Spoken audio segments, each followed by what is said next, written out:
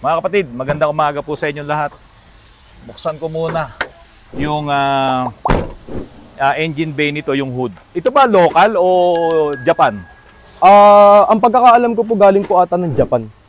Oo, Bali, pero US Embassy. pero Quezon City ano to, registered, no? O kasi hindi naman to 2006 eh. Etong plaka na to parang 2006 yan eh. Oo eh. Pero parang hindi siya converted. Sa embassy to galing. Parang hindi siya converted. Oo, original oh. Original. Oo, hindi siya converted. Ngayon mga kapatid, kaya ako gustong i-vlog to. Kasi ito yung apo no may-ari. Anong pangalan ni Lolo?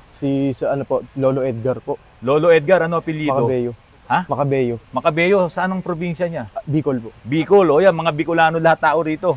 Sabihin mo kay Lolo. Kasi may mga customer kami na dadalhin yung lumang sasakyan, aayusin namin tulad yung isang inayos namin na Pajero, sira yung transmission, inayos namin yung transmission.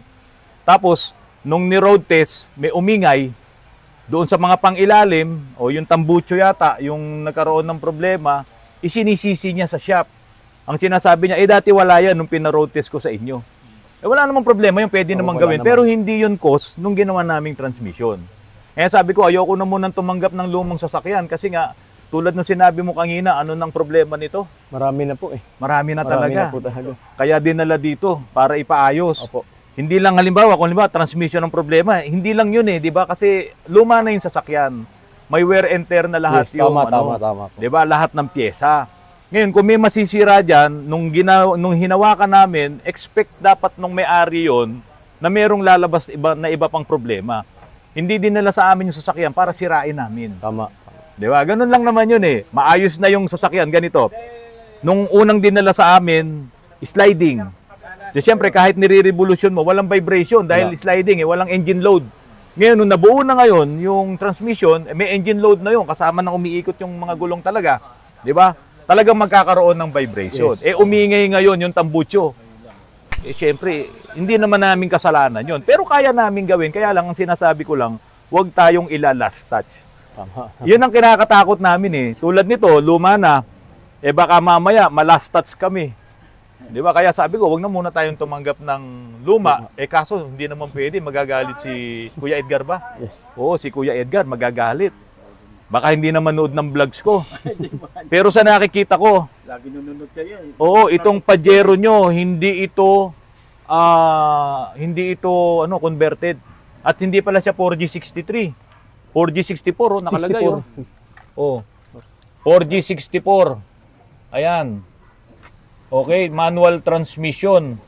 Hindi siya converted. Ano yung mga issues na sinasabi mo rito na dapat ayusin? Yung mga nakita ko pong issue dyan, yung isa na po yung carburetor niya. Carburetor? Nanginginig po yung carburetor.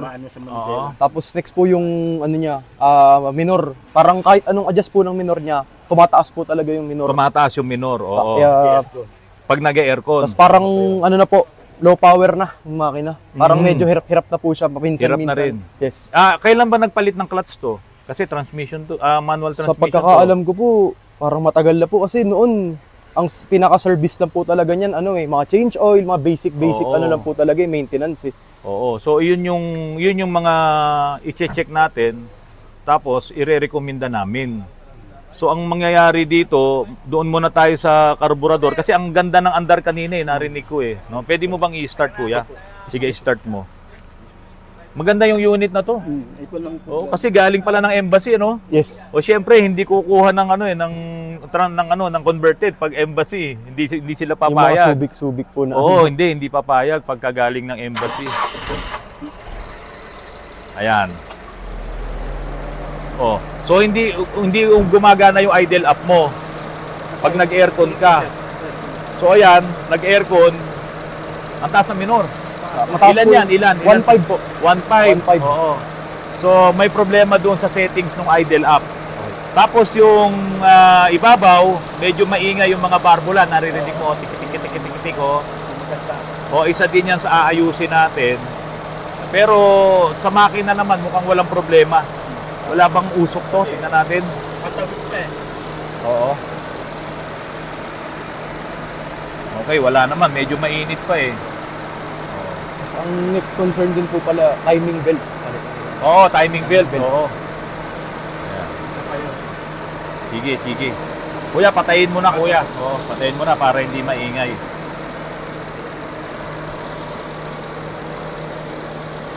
Ayan. Ngayon, ang isang marirekomenda ko kay Kuya Edgar, kasi malakas sa gas, no? Electric aircon sana. Electric air. Yun yung pinaka-the best. Kasi malakas, pagka hindi ka naka-aircon dito, matipid yan ng Matipid po, konti. matipid Para po. ka lang naka 2.0. Kasi ito 4G64, hindi ko alam kung ilang yung displacement ng 4G64. I-check pa natin. Pero yung 4G63 kasi 2.0 yun. 2.0. Or ganun. Kaya pagka nag-aircon ka, Malakas po. malakas sa gasolina. So meron kaming gagawin na isusupwego na papalitan ko ng electric aircon. At meron na akong nakuha na supplier ng alternator na 150 amperes. Actually, nandun na yung alternator, pinadala na sa akin. Magpapalit na lang to ng malaking baterya pa siguro. Or nagdalawang baterya ako doon sa isang ginawa namin na CRV. So makakatipid ka sa gasolina. Yun nga lang, medyo malaki din yung magagasto sa electric aircon. Pero in the long term kasi, makakatipid ka. Hindi katulad nito, bawat gamit mo, Malakas po. tapon ng pera mo. Ngayon ito mga kapatid, talagang kapag ka naluluma na yung sasakyan, no, marami na talagang nagiging problema. Tulad nito, hindi ko naman na-road test ang pang-ilalim nito. Kumusta pang-ilalim nito? Para sa akin kanina, naman po, parang wala namang mga kalampag-kalampag. Wala pang as of kalampag. now. Oo, yun. Kinukuha namin yung history eh. Kasi at least ito, recorded tayo. Pagka ito nagkaroon ng ibang mga problema, na pag-usapan na natin na talagang dumarating yung panahon sa mga ganito, yung wear and tear talaga. Nagkakasira-sira. Parang itong nabili kong Honda Accord na yan, oh. Ayan, pakita mo. In-overhaul ko ang transmission yan, in-overhaul ko ang makina. Ngayon, meron pang mga ibang problema. Given na yun kasi gamit na yung sasakyan eh. Hindi ko naman ibibintang doon sa binilan ko, binenta mo sa akin to, sira-sira na, ganun. Hindi, kasi binili mo na yan. No? Ngayon, meron pang pinadalang D-Max. Ano naman ang problema ng D-Max? Sa D-Max naman po, parang umaalog na yung makina. Ang term po doon na sinasabi sa akin, parang baka raw kumalas na yung makina. Kumalas yung makina. Tapos ang isa pa po, nakailaw po yung sa dashboard yung ABS tsaka handbrake. Okay, Mga under chassis din po. Oh, pag nasira kasi talagang ABS, sabay yun, na umiilaw yung handbrake saka yung ABS. Oo. Kasi yung D-Max mo, ano na yan, hindi naman siya naka-common rail pero naka-electric fuel pump na yan. No? So iyan ang isang titignan natin, 4J X1, 4J X1 engine. Oo. So i-check natin yun, iiwan nyo na rin naman. Opo, Pero at iiwan least po. recorded tayo, Yes. parang kumakalas na yung makina. Opo. Yun na lang po ang ebidensya natin Yun dito sa mga lumang sasakyan. Mga kapatid, ito na yung D-Max po ni Kuya Edgar, yung may-ari din ng Pajero na yun. Pinadala ko na dito para ma-inspection din natin. Kuya, pakibuksan mo yung hood. O yan. Ngayon, habang lumalapit dito kanina to at inaatras, gumegewang yung sasakyan. Yun talagang ang problema nun ay shock absorber. Sige nga, iano mo. Sige. Ayan bitawan mo. Yung kasing shock absorber, kapag ka i-check mo sa sasakyan mo, kapag dinidiinan-diinan mo yan, sapat na yung dalawang angat niyan eh. Isa, dalawa, dapat hindi na ulit siya magbabababang ganun kasi na-stabilize na nung shock absorber. Ito kasi, sige, ulitin mo. Ala na, sira na lahat yung shock absorber. Kaya pag ito, ginagamit mo yan sa highway, gaganyan-ganyan ka. Lalo na pag dumaan ka dyan sa may pulilan, yung bridge na mahaba doon sa NLEX. Ganun-ganun yun, kaya gaganyan-ganyan ka rin. So ito, sira na rin ang shock absorber. Tapos tignan natin yung engine para doon sa sinasabi mo na nakalas na yung makina nito. Nakalas po yung makina. Tignan natin. Sige. Okay, kuya, start mo. Tignan natin kung alin dito yung sinasabi. Naku, daming tulunan lang isa. Sa ilalim,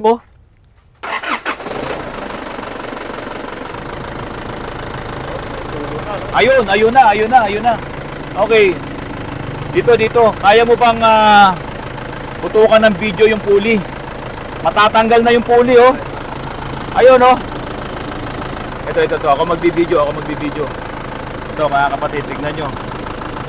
Ayun, sa baba, ayan po, Buti, hindi to nakalas. Kung nakalas to, eh hindi kayo makakarating dito. So isa yan sa maingay na nakikita nyo. So ikukondisyon na rin natin lahat to. Opo, lahat na po. Maglilinis tayo ng intake manifold, GR. EGR lahat.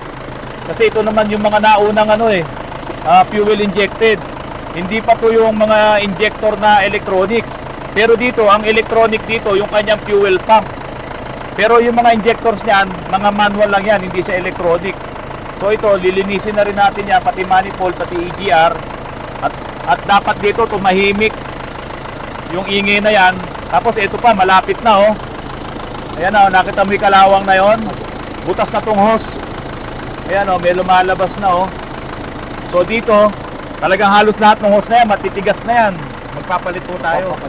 O lahat yan. Ayan oh, tumatagas na dyan. So i-check up pa rin natin lahat, pati mga pangilalim. Tapos yung rotor disc mo. Ayan oh, tingnan mo oh. Matindi na tama ng rotor disc. Lahat yan hanggang sa likod. So, pang ilalim nito, marami-rami tayong aayusin. Tapos, may tagas ng langis. Malakas dito. Lakas. Ayun, oh. Daming langis, oh. Akin na, Glenn. Ako magsusukuha. Ayan, oh. Tagas ng langis. Ayan, oh. Linaw, oh. Ayan yung mga tagas ng langis, oh. Okay, ngayon. Kaya yan nagkaroon ng tagas ng langis. Ang hula ko dyan, hula lang. Ayan. Yung kasing main pulley na yon, mga kapatid, doon nakapasok yon sa crankshaft oil seal sa harap. Pumapasok doon yung main pulley. Eh yung pulley niya gaganong-ganon na, kaya yung langis doon lumalabas doon sa crankshaft oil seal, yung nasa front. Kaya ganyan. Pag ginamit nyo pa talaga na matagal yan, mauubusan ng langis yan. Oh, ngayon isa pa i-check natin kung ito ay may blow by. O kuya, pakihawak mo muna to. O ayan ha. Tingnan natin. Meron na rin, oh, umuusok oh. Nakita niyo yung usok? Ayan. Titignan lang natin kung metal sick.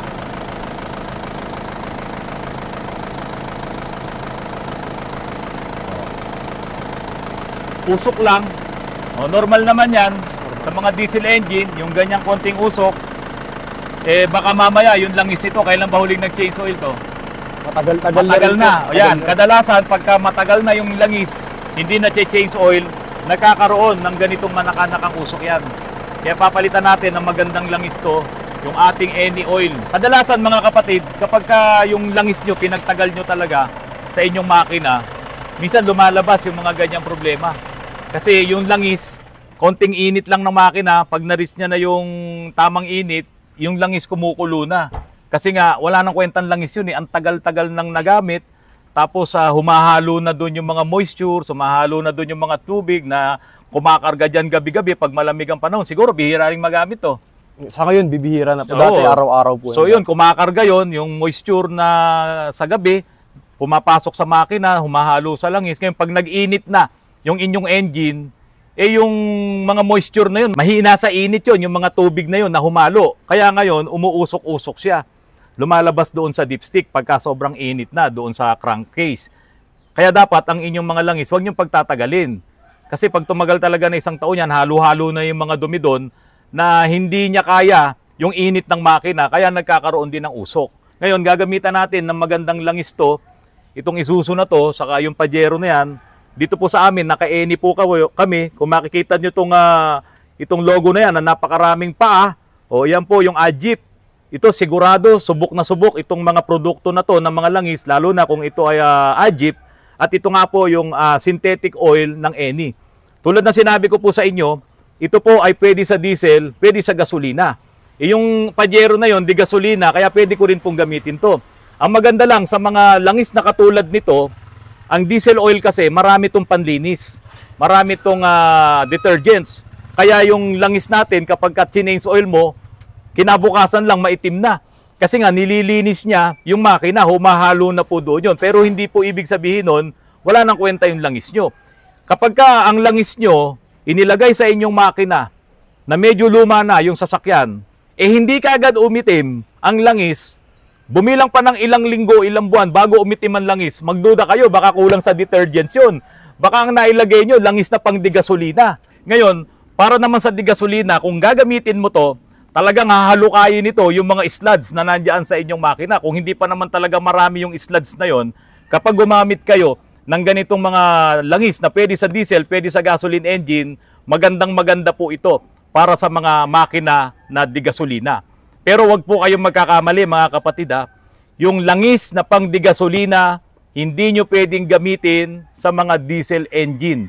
Masisira po ang makina nyo. Yan ang lagi nyong tatandaan. Baka meron kayo mabiling langis, hindi nyo tinignan na yung pala'y pang digasolina, mawawasak po ang inyong makina. So meron ka ba natutunan? Meron po. Napaka-importante nun. Mahalaga Kaya po yun. maraming nagkakaroon ng blow-by dahil nga nalagyan ng hindi tamang langis ang kanilang mga makina. So Kuya Edgar, okay, na-check na po namin initially itong inyong D-Max. Nakita na yung ibang mga problema. Yung mga shock absorbers ito, talagang may problema na. Pati doon sa mga ilalim, susuyurin natin yan. Lahat ng mga problema nito. Pati doon yung ilaw, gusto nyo ng papalitan. So, i-dress up natin itong unit nyo, pati pintura. Sige po. At pag-uusapan lamang po namin ng inyong gwapong apo. Anong pangalan ulit? Siyan po. Hanggat maaari nga sana, ayoko nang tumanggap ng luma kasi nga doon sa mga ganong situation. Pero ito, mas maganda pa doon sa mga bago to eh. Makinis eh. Halika, tignan mo ulit oh. Oh. Talagang kumpleto pa oh. Galing kasi to ng embassy eh. No, yun nga lang gasolina. Ayusin natin yung karburador nito, papa-overhaul ko kay Chip, yung matanda natin dito si Chip. O si Paring June, pa-overhaul natin yan para makita natin kung mau-okay pa yung karburador. Ito bang mga pipinturahan dito? Wala kayong problema sa body? Sabi lang din po, kung naghihilamos daw po kayo ng unit, pasabay na rin daw po. Parehas na rin po sila. Sabay na, hihilamusan din. Magkakulay naman po sila, silver. Yung D-Max silver. So yun mga kapatid, ito yung benamanong ibinlag ko ngayon. Kasi nga, pag ang sasakyan naluluma, expect nyo yan, marami talagang masisira dyan. Kung halimbawa, nasira ang isang bearing mo, expect mo, lahat ng bearing na yan, sa susunod, masisira din yan. Lahat po yun. Ngayon, yung kumakalampag, nung dinala daw sa akin, wala naman daw ingay, pero nung nagawa na yung transmission, umingay, kasi nagkaroon na nga ng engine load eh. Di ba? Nung dati, walang engine load, wala talagang, hindi mahihirapan ng makina, kaya pirmis. Mga kapatid, sana po muling nakatulong sa inyo itong vlog ko po na ito para doon sa mga lumang sasakyan. Lagi po nating tatandaan, ang ating mga sasakyan habang naluluma ay dumarami po talaga yung pwedeng maging problema at pwedeng maging sira. Ang mga shops na katulad namin, pati sa mga ibang lugar, hindi nila intensyon na sirain ang inyong sasakyan. Talaga lang nagkakataon kapag naluluma na ang sasakyan at mayroong kang ginawa dyan, lumalabas pa yung ibang mga problema. Mga kapatid, maraming salamat po sa patuloy na pagtangkilik niyo po sa aking channel. Magandang tanghali po sa inyong lahat.